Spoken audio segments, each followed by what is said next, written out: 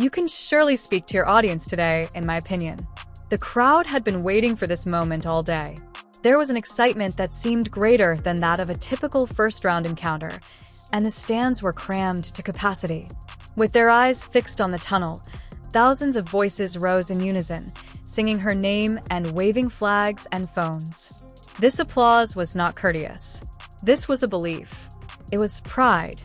When she came onto the largest court of the Z Sport City International Tennis Center, this fan base had traveled across international borders only to be there. Additionally, Alex wasn't confronted by a stranger across the net as she looked up, took in the sounds, and moved toward the baseline. She was up against her closest friend and former doubles partner, with whom she had traveled the world, trained, laughed, sobbed, and trusted. Someone who was nearly as familiar with her game as she was. Alex Eala had to set all of that aside and beat her mercilessly for the next 90 minutes. Most 20-year-olds are crushed by that kind of emotional weight. However, Alex isn't like most 20-year-olds. The WTA circuit as a whole should be watching what she did next, because this match was never just about winning the first round.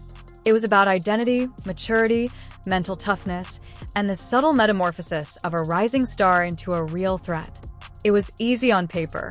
Zion Sonmez versus Alex Eala.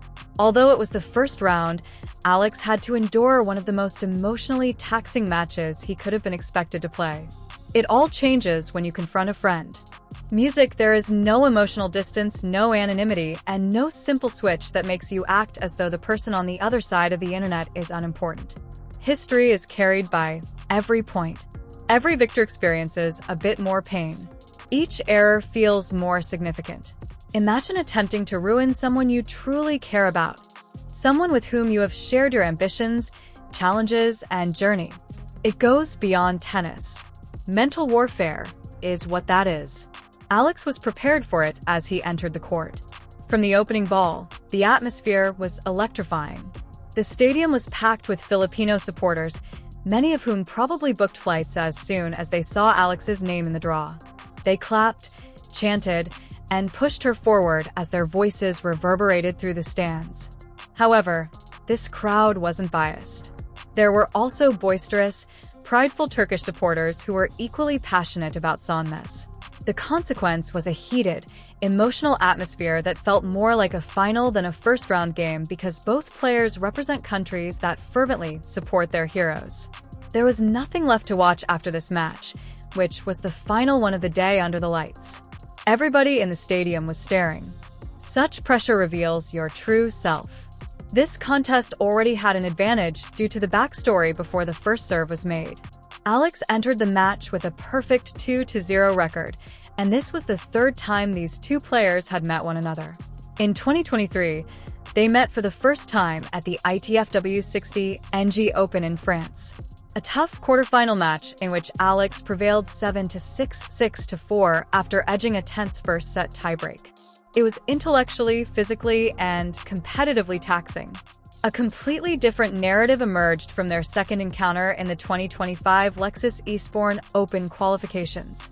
From the beginning to the end, Alex controlled that match, winning 6-1 and 6-3 without ever appearing to be in danger. Sonmez was aware of the difficulties she faced. She was aware that Alex had previously defeated her. She was aware that Alex was aware of her faults, habits, and inclinations.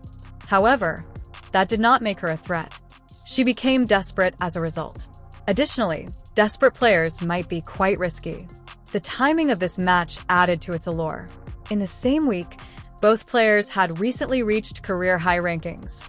Alex Eala came in at number 45 in the world. Zayep Sonmez became the 79th person in the world. They were both rising. They were both hungry. Both felt that Sonmez wasn't coming in cold and that this was the time when their paths could actually change. Not at all.